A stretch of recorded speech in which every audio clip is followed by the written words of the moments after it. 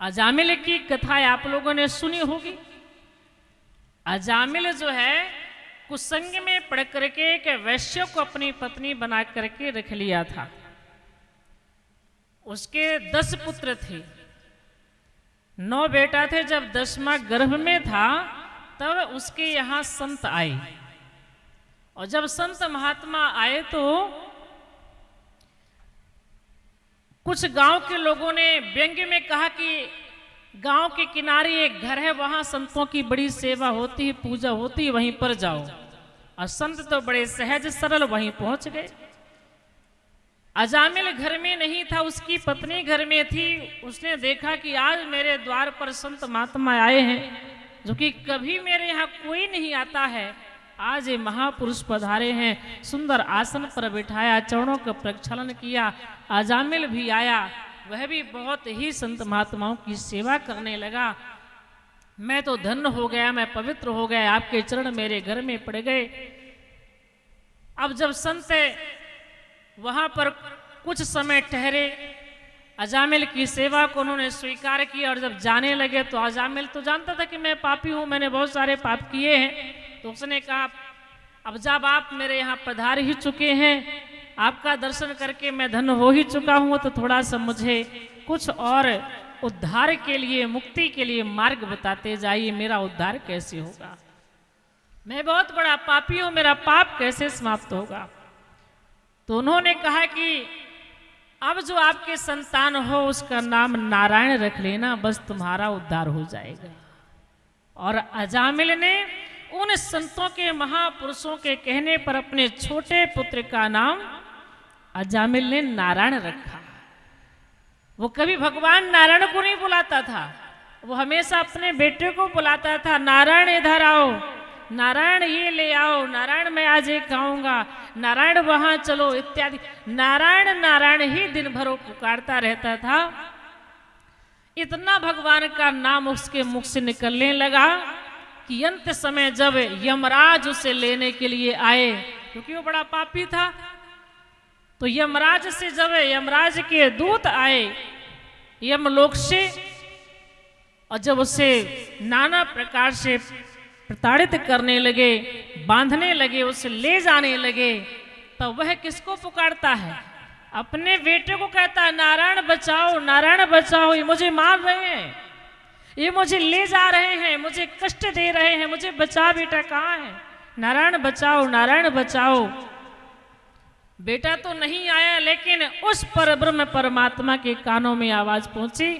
भगवान नारायण के कानों में जैसी आवाज गूंजती है कि नारायण बचाओ, नारायण बचाओ, भगवान तुरंत अपने पार्षदों को भेजते हैं, जाकर के उसको बचाओ और मेरे पास में ले आओ।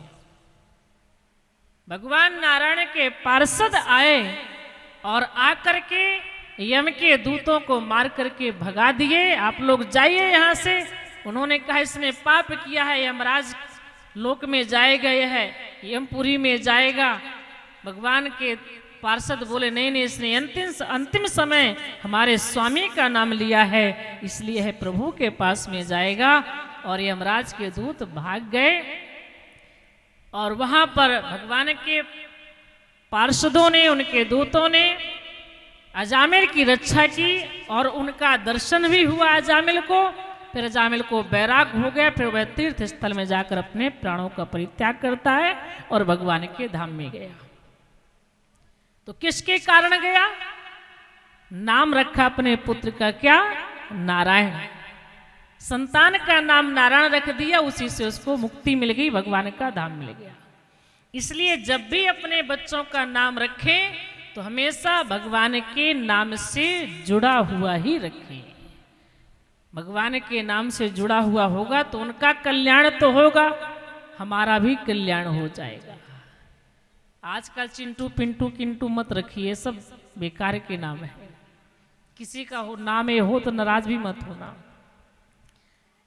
क्योंकि हमारे गुरुदेव कहा करते हैं कि चाहे हमारे कोई भी कर्म हो, अगर भगवान से जुड़ जाएं तो वह हमारे हर कर्म में धन्य हो जाते हैं। चाहे नाम हो, चाहे हमारे हाथ पैर हो, कुछ भी हो, अगर परमात्मा से जुड़ गए तो हम धन्य हो गए। इस कथा से हम आपको शिक्षा ये मिल रही है कि घर में जब भी संतान का जन्म हो तो किसी महापुरुष से ही नाम रखवाएं।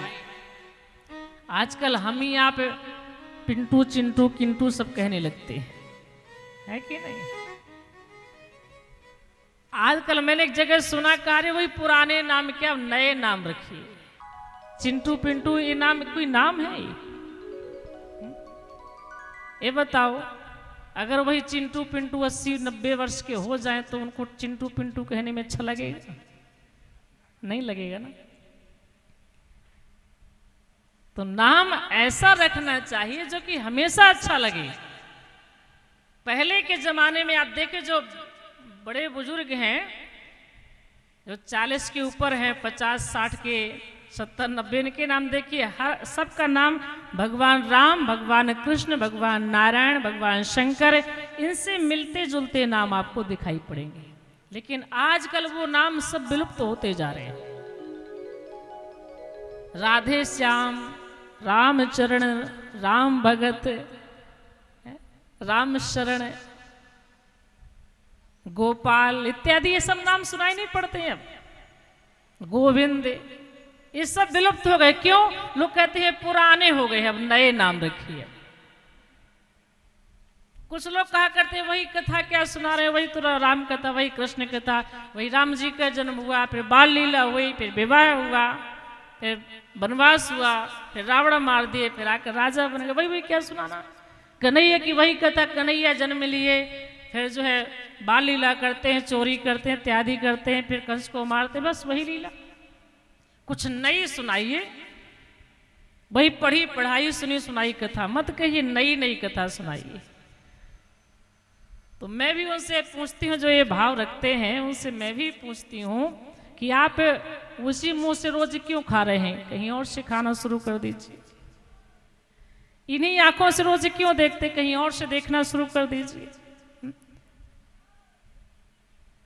ये हमारा जो चेहरा बना है, मुख बना है, जो हमारे शरीर का निर्माण हुआ है, तो आदिकाल से यही रूप चला आ रहा है। वैसे हाथ पैर मुख है, वैसे सिर है, वैसे आंखें हैं, नाक है, गाल है, मस्तक है, सब कुछ वही है। थोड़ा सा चेंज करिए। हाथों से मत खाइए, कहीं और से खाइए। आंखों से मत देखिए, कान से मत सुनिए, मुंह से मत बोलिए, कहीं और से बोलने लगिए। अरे हम आपकी बनाई हुई वस्तु नहीं है, ये हम आपका निर्माण, हम आपकी रचना नहीं है। ये जो ग्रंथ है, चाहे रामचरितमानस हो, वाल्मीकि रामायण हो, श्रीमद् भागवत महापुराण हो, ये किसी साधारण मनुष्य की रचना नहीं है, ये महापुरुषों की रचना है। और रामचरितमानस को तो भगवान का विग्रह बताया गया है, भगवान का स्वरूप बताया गया है। भगवान श्री कृष्ण भागवत के रूप में प्रकट हुए हैं, राम जी रामायण और रामचरितमानस के रूप में प्रकट हुए हैं। ये भगवान का विग्रह है, ये कोई साधारण पुस्तक नहीं है। इसे जब पढ़ते हैं तो पहले पूजन करते हैं, प्रणाम करते हैं, सुंदर आसन लगाते हैं, सुंदर कपड़े में पोथी रखते हैं, पूजा इत्यादि करने के बाद पाठ करते हैं और प्रणाम नमन करके फिर उनको रखा जाता है। भगवान की तरह इन ग्रंथों को रखा जाता है, क्योंकि भगवान का विग्रह है। और इन्हीं को बार बार सुनने की जरूरत है। संसार की बातों को नहीं, इन्हीं को आप बार बार सुनिए। जितनी बार सुनेंगे उतनी बार आपको नई नई बात समझ में आएगी, नए नए भाव मिलेंगे, नई नई भगवान की प्रीति मिलेगी, नई नई भगवान की सुंदर लीलाएं मिलेंगी। ये कभी पुराने नहीं होते हैं। परमात्मा की कोई वस्तु कभी पुरानी नहीं होती, हमेशा नित्य नवीन रहती है।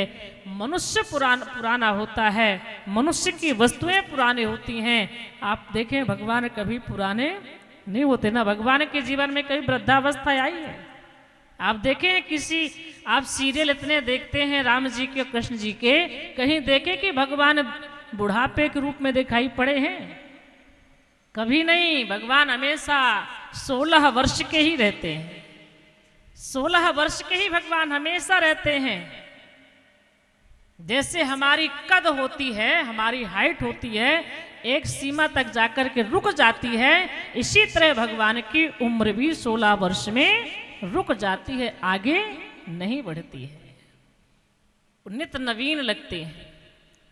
सनत कुमारों को देखिए, हमेशा लगते हैं बिल्कुल छोटे बालक की तरह हैं। सुखदेव जी महाराज को देखिए, कितने छोटे बालक के रूप में जाकर के राजा परीक्षित जी को उन्होंने कथा सुनाई है। तो ये वही नहीं है। हमें ये नहीं सोचना कि ये पुराने हो गए हैं, इनके नाम पुराने हो गए, नहीं। भगवान से जुड़ा हुआ नाम अपने बच्चों को रखना चाहिए। बेटा है तो राम जी से, कृष्ण जी से, इनसे नाम जोड़ करके अपने पुत्र का नाम रखें। अगर बेटी है तो माता सीता हैं, राधा जी हैं, अनसुईया जी हैं, इत्यादि ये जो देवियां हैं, इनके नाम से अपनी बेटी का नाम रखें। तो आगे चल करके देखिए, क्योंकि व्यस्तता तो हर के जीवन में है, टाइम ज्यादा किसी को नहीं मिलता है कि भगवान का नाम जपें। तो कम से कम उस समय हम अपने बेटा को गोपाल कह करके बुलाएं, गोविंद कह करके बुलाएं, मधुसूदन कह करके बुलाएंगे, राम कहेंगे, कृष्ण कहेंगे, राघव कहेंगे।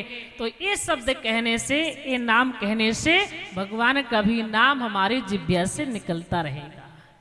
क्योंकि बेटा बेटी को बुलाना तो बंद नहीं करेंगे, उनको तो हमेशा पुकारते हैं, बुलाते हैं। थोड़ा दिखाई नहीं पड़ते, फलाना कहाँ चला गया, अब वो कहाँ चला गया, है कि नहीं। तो कम से कम इसी बहाने भगवान का नाम इस जिह्वा से निकलता रहेगा।